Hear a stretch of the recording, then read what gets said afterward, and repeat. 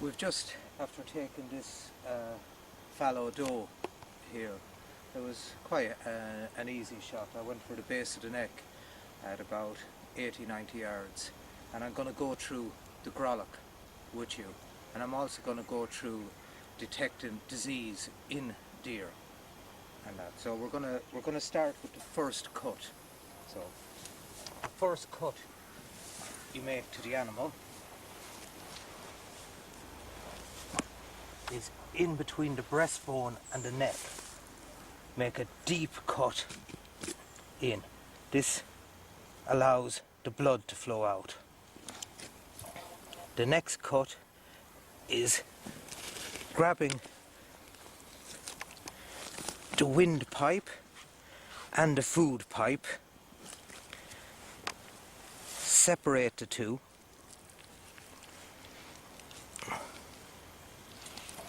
if I can, separate the two, get the food pipe, scrape it with your knife, both sides, and tie a knot in it. This prevents any stomach contents going back inside your carcass when you pull this through.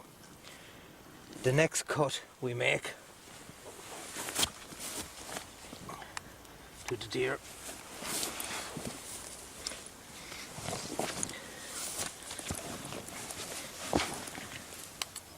will be to the abdomen, the belly. Make a small cut, being extremely careful not to puncture the belly. Then coming round,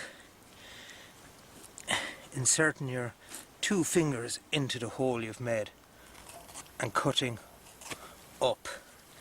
Cut up, that way no hair falls inside the carcass, and your 2 fingers are pushing the stomach down, and you're taking great care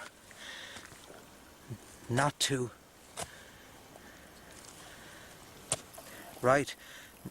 cut the belly,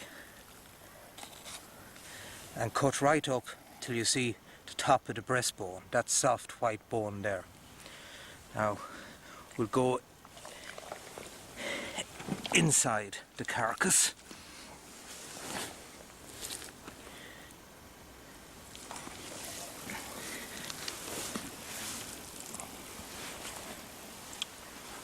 Here you can see the diaphragm, that area there.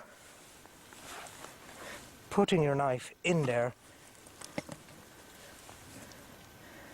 sever the diaphragm all the way, making sure to cut all the way to the top of the breastbone here. You have the diaphragm cut at one side. The next cut we make will be here. This is a female, so grab that there, cut the skin. It's the same on a male. You cut the skin around the anus. Insert your knife into that cavity there, using your knee to hold back the leg.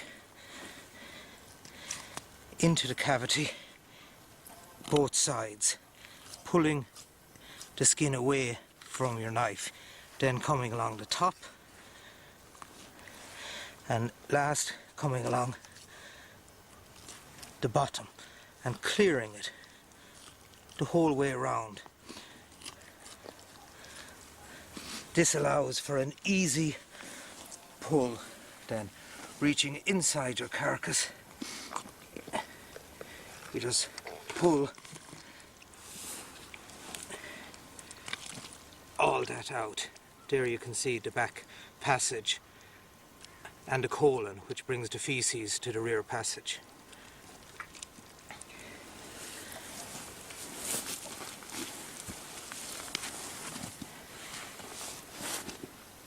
At this stage, roll up your sleeve, reach inside the carcass, reaching up top and grabbing the top of the lung area and pulling everything out. everything comes out. Using your leg again to hold up to allow you, see? In here you'll find a muscle at the base of the fillets. Just at the base of the fillets. Sever that muscle. When you sever that muscle, everything comes out. And now you have the diaphragm on the opposite side, is outside the carcass. Sever. Now you have everything outside the carcass, and inside the carcass you have no feces and no hair, very little hair. And that. So at this point we'll empty the blood from the carcass.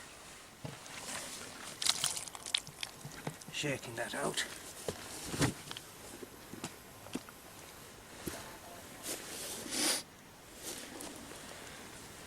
Then we remove the head, grabbing the ear and pulling the deer away. At the base of the ear, make a cut the whole way down the back of the head at the base of the ear, then down the side. Insert your knife and cut down the front of the throat.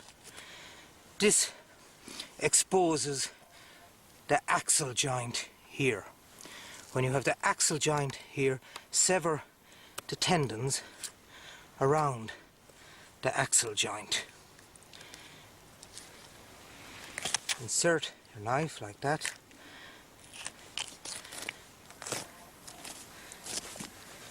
You can see the cut you make. Once you sever around the axle joint, put your knife in, down and back up, and the head comes off easy.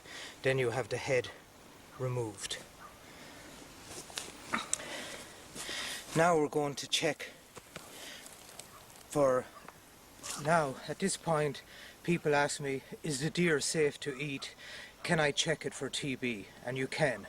The method in checking the deer for TB is done as such. We'll go back to the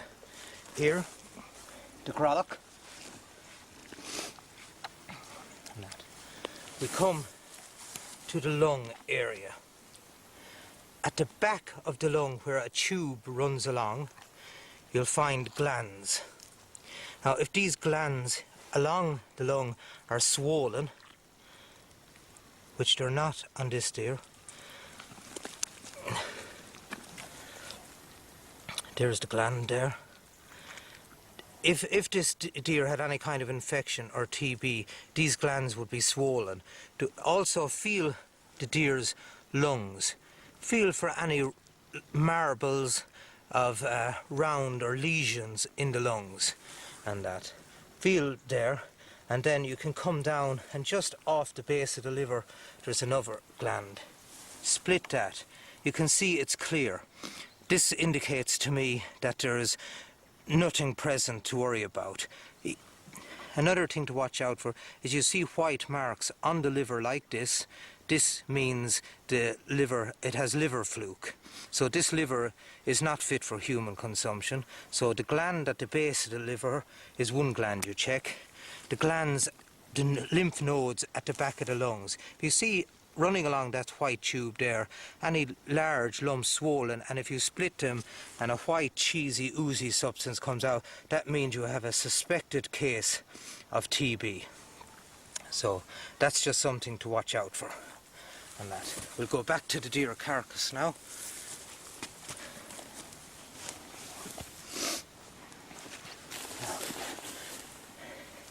For hanging up the deer later, you'll make a cut at the middle joint there. Make a cut there. That's for hanging up your deer later. The next cut you make is along the back of the heel, like that. You'll see why.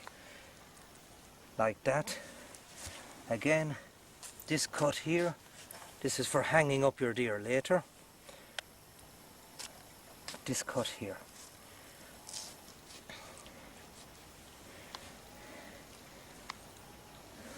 Then we come to the front of the animal, bend his knee in like that, make a cut along it.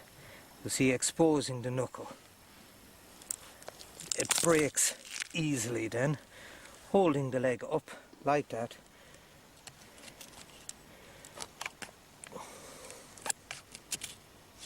Cut along, turning the leg into a T. The same here, along the knuckle, bending and then snapping it.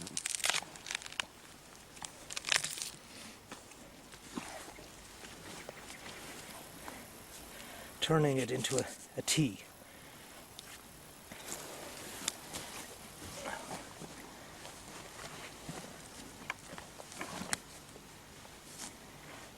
Get the leg you've cut, insert it in through the loop, like that.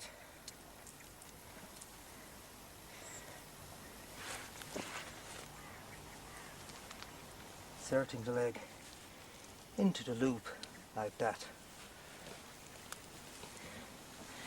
That way you can get the deer.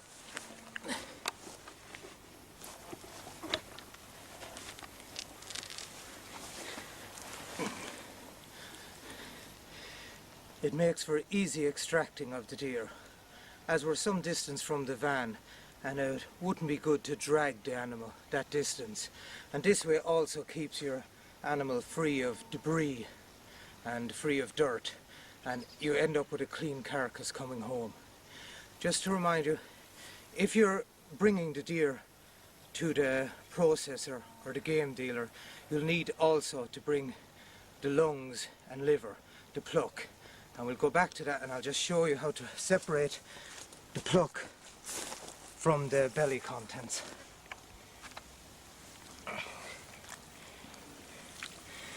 Grabbing the two kidneys,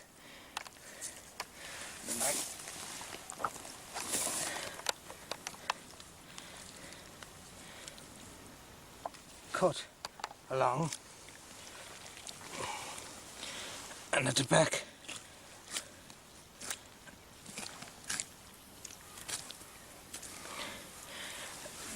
the game dealers require that you bring this pluck for inspection, and that. There's the heart, the lungs and the liver. The game dealers require that you bring this for veterinary inspection. And so that's just the way of separating. As this deer is for my own consumption, I'll not be bothering with that. So when you have the deer up and that ready to go, just always dispose of heads and that discreetly. Put them where no one will see them, as you don't want to offend anyone. Even though we're far from public walkways or far from where the public will be, always dispose of heads and feet discreetly. Leave them deep in a ditch or bring them back and dispose of them, bury them or that. But don't leave heads or feet in landowners' fields, or on, if you're shooting forestry, don't leave them near pathways or things like that. The groloch, the vermin, will dispose of it